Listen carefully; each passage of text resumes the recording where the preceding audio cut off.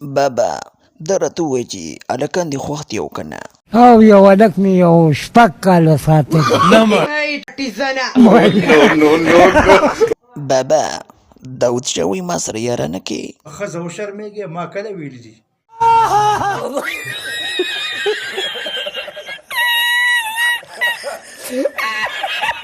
ښه بابا ده راته ووایي چې جینکۍ دې نه دي خوښې. نه مړه زما د کوم جینۍ یو شان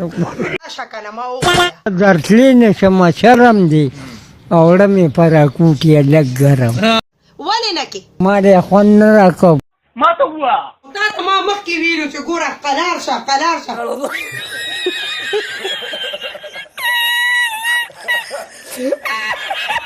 یلکه بابا د سونیا شاه دې خوښه ده که نه؟ ګزاره کوي.